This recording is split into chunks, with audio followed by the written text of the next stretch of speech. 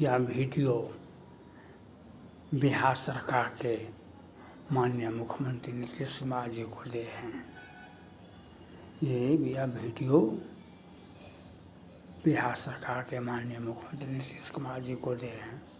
माननीय मुख्यमंत्री नीतीश कुमार जी हम सहरसा नगर निगम से नियोजित टैक्स दरोगा एनपी सिंह बोल रहे हैं। यहाँ पर जो पदाधिकारी आते हैं वह घोटाला करके चले जाते हैं। वहाँ आते हैं पदाधिकारी, अभी एक आए हैं सुशील कुमार झा जी, इसके पहले मृगमुच कुमार चौधरी जी आए थे।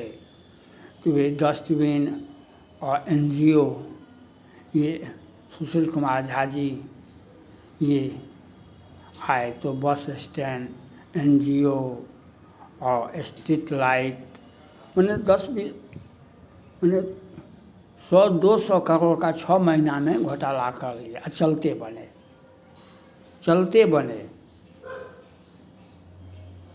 बने और तो इसका कारण कहाँ पर है? JCW 384/2016 पटना हाईकोर्ट के डबल बेंच से बर्खास्त कर्मचारी पदोन्नति के साथ कुर्सी पर बैठा हुआ है। पदोन्नति के साथ कुर्सी पर, उसका ऑडिट रिपोर्ट नहीं देखा जाता है। 10 वर्ष का जो घोटाला किया है उसका जांच नहीं होता है।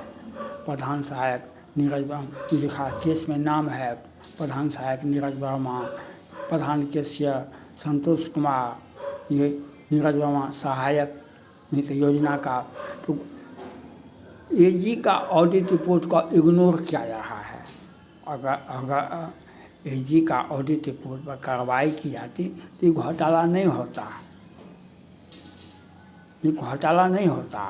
और 15-16 में 55 लाख 5 हज़ार में बस स्टैंड बिका। आज 10 बरस के बाद आज 25 में 55 लाख में बिका। उस वक्त कितना पैसा रेवेन्यू जमा किया यह तो कैशियर के ऑडिट से पता चलेगा, वह बताएगा। ये सहरसा, ये एनजीओ, स्ट्रीट लाइट और ये जो हुआ तो इसका तो कितना का तो घोटाला हो रहा है। ऑडिट रिपोर्ट, एजी का ऑडिट रिपोर्ट को दाब के बैठा पदाधिकारी इग्नोर करते हैं। और बिहार सरकार तो यहाँ पर से आपको बदनामी करने के लिए यहाँ पर सृजन घोटाला से बड़ा घोटाला हुआ है। तो यह मुख्यमंत्री का जिम्मेवारी बनता है। जो हाई कोर्ट का अपमान थोड़े होता है, हाई कोर्ट का अपमान तो हुआ, उससे बर्खास्त कर्मचारी को पदोन्नति के साथ कुर्सी पर बैठाया गया। तो क्यों बैठाया गया? घोटाला करने में सहयोग करेगा। और आज 500,000 करोड़ घोटाला अब तो ज़्यादा बढ़ गया है। 2,000 करोड़ से कम का घोटाला नहीं हुआ है। और एक साथ हमारे साथ एक तरफ घोटाला है, एक तरफ हम काज से वंचित हैं। हम नियोजित टैक्स दरोगा है, हम काज से वंचित हैं, हमारा पीएफ भी नहीं निकल रहा है। तो यह देखना आप सीबीआई को, आपकी छवि को, अभी बिहार विधानसभा का चुनाव है, आपकी छवि को धूमिल कर रहा है। कौन कौन पदाधिकारी, कौन कौन कर्मचारी सहरसा नगर, ये तो आपको देखना काम है। ये देखना आपका काम है। हमारा काम धर्म है, हमारा कर्म है। हम आपको अपने चैनल के माध्यम से बता दिए वस्तु स्थिति। आप आँख मूंद लीजिए, आप इग्नोर कीजिए। तो यह आपकी जिम्मेवारी बनती है। सहरसा नगर निगम में सृजन घोटाला से बड़ा घोटाला हुआ है और ये हो रहा है। इसका सीबीआई जांच, ईडी जांच होना चाहिए। एक तरफ से हाईकोर्ट से बर्खास्त कर्मचारी को पदोन्नति के साथ कुर्सी बैठाया जाता है, एक तरफ से हमको काज से वंचित रखा जाता है, हमको पीएफ भी नहीं मिला। तो ये कौन सा नीति है सहरसा नगर निगम में? और एक पदाधिकारी आते हैं तो उनका घोटाला करके 100-200 करोड़ घोटाला करके दूसरा पदाधिकारी आते हैं, 6 महीना में रहते हैं, रातों रात चले आते हैं और टेंडर निकाल दिए बस स्टैंड का। पहले का टेंडर का कितना रेवेन्यू जमा है, ये तो ऑडिट रिपोर्ट एजी का ऑडिट रिपोर्ट जो है वह किससे बताएगा।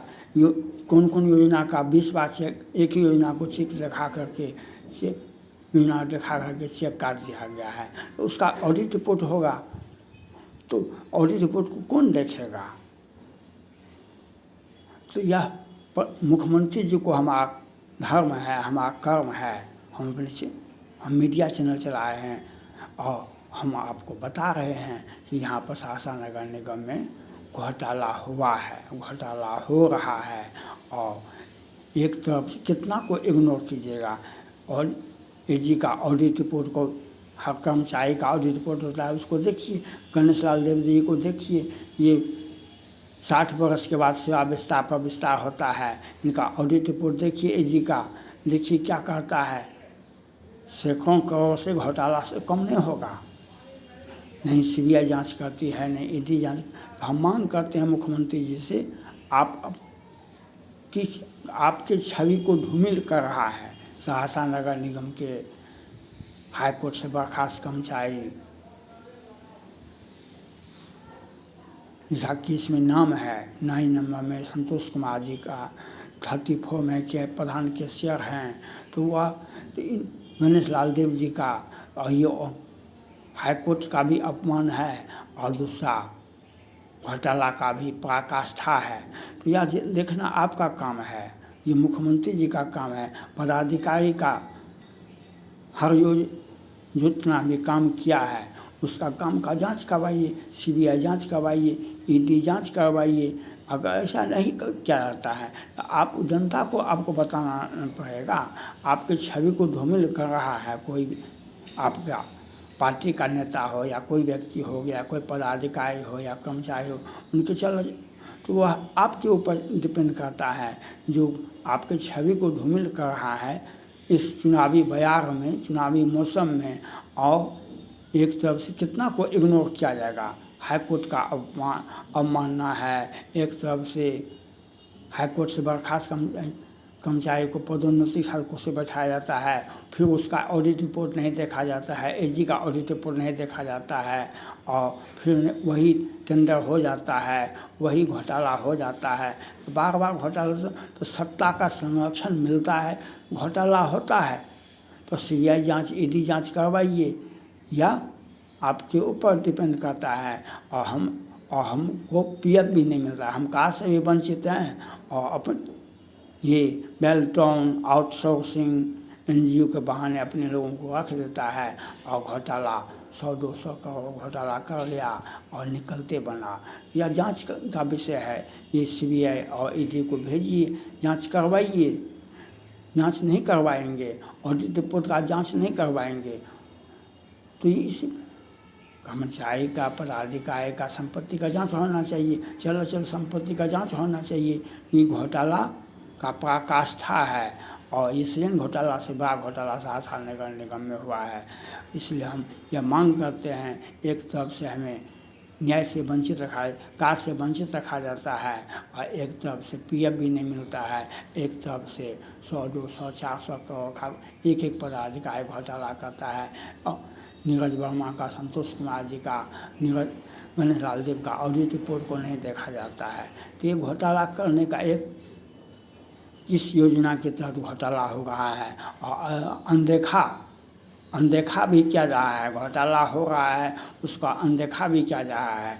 हम मांग करते हैं अपने चैनल के माध्यम से, जो हमारा 3 चैनल चल रहा है, यह इंद्रकिशोर सिंह सहरसा का चैनल है और हम नियोजित अध्यक्ष दरोगा हैं। आप इसका सीबीआई जांच, ईडी जांच का मैं मांग करता हूं। पदाधिकारी, कर्मचारी, प्रधान सहायक, कैशियर का ऑडिट रिपोर्ट होना चाहिए, देखा जाना चाहिए। गणेश लाल देव जी का ऑडिट रिपोर्ट होना चाहिए और घोटाला करने वालों पर कठोर कार्रवाई की मैं मांग करता हूँ। Thank God.